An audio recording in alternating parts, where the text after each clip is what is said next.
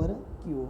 जिस तरह बेटा लास्ट क्वेश्चन में हमने किया था 3 के अंदर डिपेंडेंट प्रूफ किया था over C and independent proof किया था ओवर आर, इसी तरह इसके अंदर जो वेक्टर हैं और इन आर स्क्वायर है, ये बात याद रखना है, इसमें वेक्टर क्या है आर स्क्वायर में है, और हमने प्रूफ करना है कि ये डिपेंडेंट है ओवर आर एंड इंडिपेंडेंट है ओवर क्यू यानी कि सेट ऑफ रैशनल नंबर। तो जब हम फील्ड के एलिमेंट यानी कि वो कहते हैं कि रियल नंबर लेते हैं तो उस वक्त ये डिपेंडेंट होता है, और जब फील्ड के एलिमेंट हम रैशनल नंबर लेते हैं तो ये वेक्टर क्या होते हैं इंडिपेंडेंट होते हैं। तो ये बेटा 1 बाई 1 हम प्रूव करेंगे। तो पहले हम प्रूव करेंगे कि जो वेक्टर हैं वो डिपेंडेंट है over R. We show that the given vector, जो वेक्टर दिए हुए हैं in R square are dependent over R. तो उसके लिए बेटा हम ए और बी दो एलिमेंट लेट करेंगे, ठीक है, A B belong to R. तो उसी तरह linear combination over R is zero, हम वेक्टर का लीनियर कॉम्बिनेशन को रख लेंगे बेटा ज़ीरो की कर रख लेंगे। वही डिपेंडेंट इंडिपेंडेंट में करते हैं कि हम लीनियर कॉम्बिनेशन को इक्वल टू ज़ीरो रखते हैं।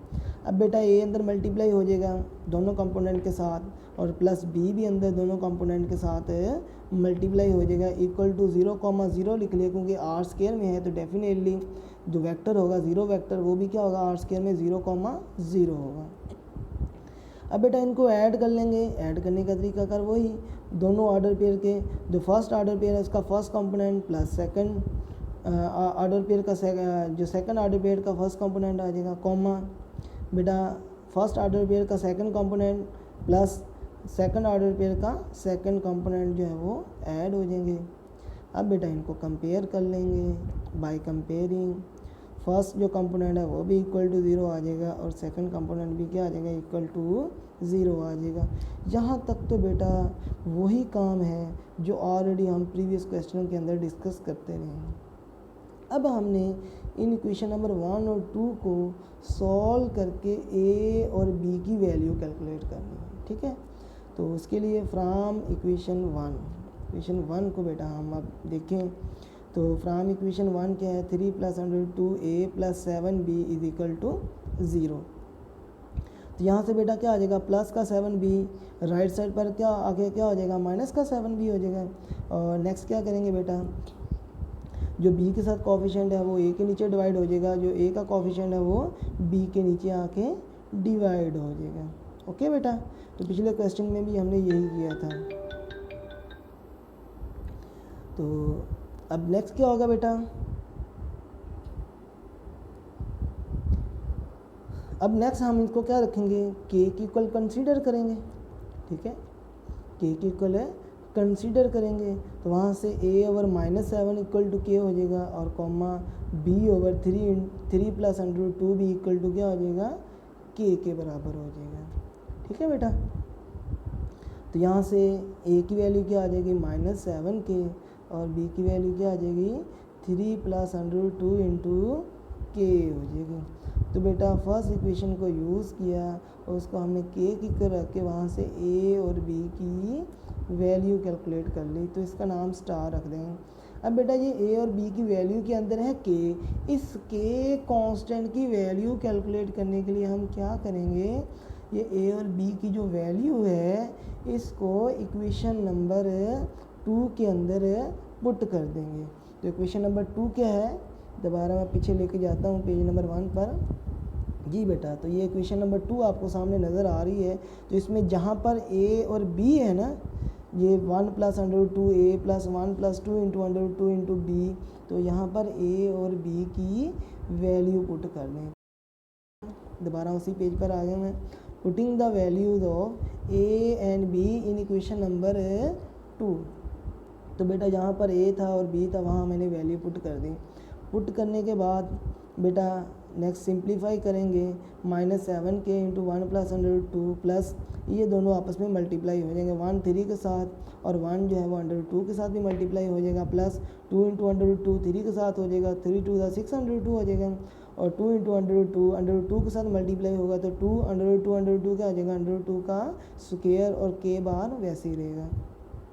नेक्स्ट बेटा -7k into k + 1 + √2 plus 3 plus ये बेटा √2 और 6 √2 क्या आ जाएगा 7 √2 आ जाएगा, क्योंकि √2 का एक में कोफिशिएंट 1 है एक में 6 है, दोनों ऐड हो क्या आ जाएगा 7 √2 हो जाएगा। और वो 2 और स्क्वायर अंडर रूट कैंसिल होकर क्या आ जाएगा 2 2 2 का क्या आ जाएगा 4 इंटू के।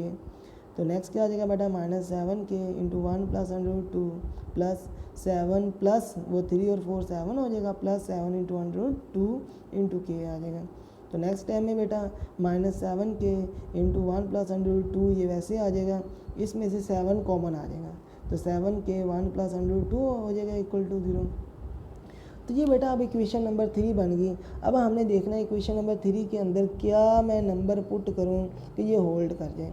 तो बेटा देखें आप यहाँ पर जो मर्ज़ी के की वैल्यू पुट करते हैं तो ये इक्वेशन क्या आ जाएगी होल्ड कर जाएगी। तो क्या आ जाएगा equation 3 is hold for all values of के कि आप जो मर्ज़ी वैल्यू पुट करते जाएं तो ये इक्वेशन क्या करेगी होल्ड करेगी। तो इस केस में जब बेटा कोई इक्वेशन जो है वो के की तमाम वैल्यू के लिए होल्ड करती है तो वहाँ हम के को क्या लेट करते हैं 1 के इक्वल लेट कर लेंगे। तो यहाँ से बेटा के इज इक्वल टू टेक के इज इक्वल टू 1 के इज इक्वल टू 1।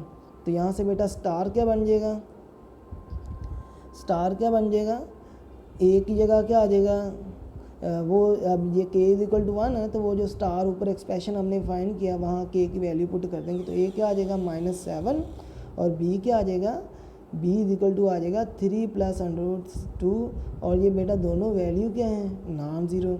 अब देखें ये दोनों फील्ड के एलिमेंट जो हमने आर के अंदर लिए थे दोनों क्या आ गए नॉन ज़ीरो आ गए। तो अगर हमें पता है अगर फील्ड के एलिमेंट जो हैं वो नॉन ज़ीरो हो जाएं कोई भी एक एलिमेंट या दोनों या सारे जितने भी एलिमेंट होंगे या उनमें से कोई एक भी एलिमेंट नॉन ज़ीरो हो जाए तो वो वेक्टर क्या होते हैं लीनियरली डिपेंडेंट होते हैं। तो hence the given vector are linearly dependent over R. Okay बेटा तो ये क्वेश्चन का पहला हिस्सा जो है वो हमारे पास प्रूव हो गया।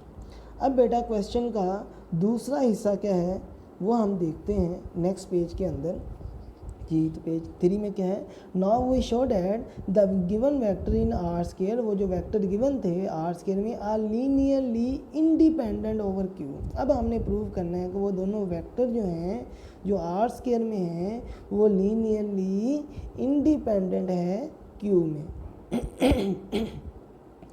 तो अब बेटा क्यू क्या है सेट ऑफ रैशनल नंबर है तो हम क्यू के अंदर दो फील्ड के एलिमेंट लेंगे और उनका लीनियर कम्बिनेशन इक्वल टू 0 लिखेंगे। तो क्या आ जाएगा take linear combination of given vector over Q is 0। तो 0 की इक्वल ले लिया बेटा A into first vector plus B into second vector आ जाएगा। तो नेक्स्ट बेटा ए भी अंदर मल्टीप्लाई हो जाएगा कॉमा ए जो है वो 3 प्लस अंडर रूट 2 के साथ भी मल्टीप्लाई कॉमा ए जो है 1 प्लस अंडर रूट 2 के साथ भी मल्टीप्लाई प्लस बी भी अंदर मल्टीप्लाई हो जाएगा बी 7 के साथ हो गया 7 बी कॉमा बी जो है वो 1 प्लस 2 इंटू अंडर रूट 2 के साथ भी मल्टीप्लाई हो जाएगा। तो नेक्स्ट बेटा अब हमने ऐड करना है दो ऑर्डर पेयर को ऐड करने का तरीका कार क्या होता है बेटा फर्स्ट कंपोनेंट फर्स्ट में add comma second component second के अंदर ऐड हो जाएगा। तो बेटा इधर से फर्स्ट कंपोनेंट जो बन रहा है फर्स्ट ऑर्डर पेयर का वो 3 प्लस अंडर रूट 2 ए है और सेकंड ऑर्डर पेयर का जो फर्स्ट कंपोनेंट बन रहा है 7 बी ये दोनों ऐड हो जाएंगे कॉमा फर्स्ट कंपोनेंट का फर्स्ट ऑर्डर पेयर का सेकंड कंपोनेंट क्या है 1 plus under root 2 into A और उधर से बेटा क्या है second component 1 plus 2 into under root 2 into B. तो बेटा ये इक्वल टू क्या आ जाएगा 0,0 लिख लिया क्योंकि इक्वल टू 0 है और लीनियर कम्बिनेशन इन आर स्क्वायर है तो डेफिनेटली जो बेटा 0 वेक्टर होगा वो भी ऑर्डर पेयर 0,0 के फॉर्म में होगा। ओके अब बेटा कंपेयर कर लेंगे उसी तरह ही जो लास्ट हमने किया है कि फर्स्ट कंपोनेंट को फर्स्ट के इक्वल और सेकंड कंपोनेंट को सेकंड के इक्वल। तो फर्स्ट कंपोनेंट वाली इक्वेशन नंबर 1 बन गई सेकंड कंपोनेंट वाली इक्वेशन नंबर 2 बन गई। अब बेटा इन दोनों इक्वेशन को यूज़ करके हमने ए और बी की वैल्यू जो है वो कैलकुलेट करनी है। ठीक है तो अब from equation 1 3a plus under root 2 into A plus 7b is equal to 0। तो यहाँ से बेटा मैंने 3a प्लस 7b इकट्ठा लिख लिया और plus under root 2 into A is equal to 0 को मैंने लिख लिया 0 प्लस 0 इंटू अंडर रूट 2 और यहाँ मैंने अंडर रूट वालों को अलहदा कर लिया, अंडर रूट के बगैर लेफ्ट साइड पर अंडर रूट वालों को अलहदा कर लिया और अंडर रूट के बगैर वालों को अलहदा कर लिया, यानी कि अंडर रूट 2 के साथ थे वो अलहदा हो गए, जो अंडर रूट 2 के बगैर थे वो अलहदा हो गए। और इजिकल टू 0 को भी मैंने 0 + 0 इंटू अंडर रूट 2 लिख लिया। अब बेटा फिर यही क्वेश्चन रेज होता है जिस तरह पिछले क्वेश्चन में हमने किया था कि इसके अंदर भी वही काम है कि अब बेटा देखें, जो अब मैं एक दफ़ा पीछे जाता हूँ पेज नंबर 1 पर। यहाँ देखें फ्राम इक्वेशन नंबर जब मैंने 1 किया है तो मैंने ये काम नहीं किया जो अभी मैं पीछे करके आया हूँ अभी पेज नंबर 3 पर। तो यहाँ देखें इस पेज नंबर 1 पर जब मैंने इस क्वेश्चन के स्टार्ट में ये काम नहीं किया, यहाँ मैंने वो बी वालों को एक तरफ किया और फिर उसको डिवाइड करके के ऊपर रखा। तो इसके अंदर वो मैंने काम क्यों नहीं किया, और वहाँ जो पेज नंबर 3 पर अभी मैं कर रहा हूँ फ्राम 1, वहाँ मैंने ये काम किया है। क्यों बेटा? क्योंकि बेटा जो फर्स्ट हिस्सा है उसमें जो ए बी हैं वो रियल हैं, ए बी हमारे पास क्या है? रियल है। जब रियल की बात होगी तो उसमें अंडर रूट वाले भी होंगे, यानी कि रैशनल भी होंगे और इररेशनल भी होंगे। तो अब हमें नहीं पता ए बी के अंदर अंडर रूट है या नहीं, तो इसलिए हम उनको सेपरेट नहीं कर सकते कि अंडर रूट के बगैर वालों को एक तरफ, अंडर रूट वालों को एक तरफ नहीं कर सकते, क्योंकि ए और बी जो है वो रियल है, उनके अंदर रूट वाले हो सकते हैं, क्योंकि रियल के अंदर रैशनल भी होते हैं, इररेशनल भी होते हैं। तो मे बी ए और बी जो है अंडर रूट की फॉर्म है। अब हमें तो वो कन्फर्म नहीं है, तो इसलिए हम ए बी को अलहदा नहीं कर सकते कि अंडर रूट वालों और अंडर रूट के बगैर वालों को उसके अंदर नहीं कर सकते, क्योंकि ए बी रियल है, उसके अंदर अंडर रूट वाले होते हैं और किसी में भी नहीं भी होते, तो हमें उसके अंदर कन्फर्म नहीं होता। लेकिन इस क्वेश्चन में जो अभी हम कर रहे हैं पेज नंबर 3 में, इसमें ए बी रैशनल है और रैशनल में डेफिनेटली अंडर रूट के बगैर वाले ही होते हैं, अंडर रूट वाली टर्म नहीं होती। तो बेटा इसलिए मैंने ए बी जो रैशनल था, अब हमें क्लियर है कि ए बी अंडर रूट के बगैर है, तो इसलिए मैंने अंडर रूट के वालों को एक तरफ कर लिया और अंडर रूट के बगैर वालों को सेपरेट किया। तो इसलिए मैंने 0 को भी आगे 0 + 0 अंडर रूट 2 लिख लिया, हम लिख सकते हैं। अब हम इसको कंपेयर कर लेंगे बेटा। तो लेफ़्ट साइड से जो अंडर रूट के बगैर है 3a + 7b और इजिकल टू राइट साइड से अंडर रूट के बगैर है इजिकल टू 0, वो आ जाएगा। और इसी तरह बेटा जो लेफ़्ट साइड पर अंडर रूट 2 है उसके साथ क्या है आ रहा है ए, और इजिकल टू राइट साइड पर जो अंडर रूट 2 के साथ क्या आ रहा है 0, उन दोनों को रख लेंगे। तो वहाँ से बेटा ए की वैल्यू क्या आ गई 0, ये ए की वैल्यू 3a + 7b में पुट करेंगे तो बेटा क्या आ जाएगा b, 7b इजिकल टू 0, तो b की वैल्यू भी क्या आ जाएगी बेटा यहाँ से 0 हो जाएगी। अब बेटा ए भी 0 हो गया, बी भी 0 हो गया, ए और बी दोनों फील्ड के एलिमेंट थे रैशनल जो कि हैं 0। तो इसका मतलब क्या हुआ कि r² जो है वो क्यू में क्या है लीनियरली इंडिपेंडेंट है। ओके बेटा, हैंस हमें पता है कि अगर फील्ड के एलिमेंट तमाम 0 हो जाएं तो वो लीनियरली इंडिपेंडेंट होते हैं। तो hence the given vector in r² R linearly independent over Q. Okay बेटा, ये सारी चीज़ें क्लियर हैं। अब ये वो फ्राम इक्वेशन नंबर 1 और उधर से भी जो मैंने इक्वेशन नंबर 1 किया है इस क्वेश्चन के अंदर दोनों पार्ट के अंदर, तो दोनों का फ़र्क जो है अब आपको पता चल गया होगा कि इसके अंदर मैंने अंडर रूट वालों को क्यों सेपरेट कर लिया, क्योंकि यहाँ ए बी हमें पता है कि रैशनल है, उनके अंदर अंडर रूट नहीं होगा, तो इसलिए हम अंडर रूट और अंडर रूट के बगैर वालों को सेपरेट कर सकते हैं।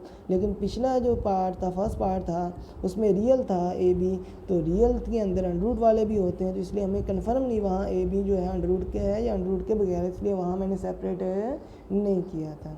ओके बेटा, क्लियर है। अब इसको अच्छी तरह सुनिए, अगर कोई प्रॉब्लम हो तो आप डिस्कशन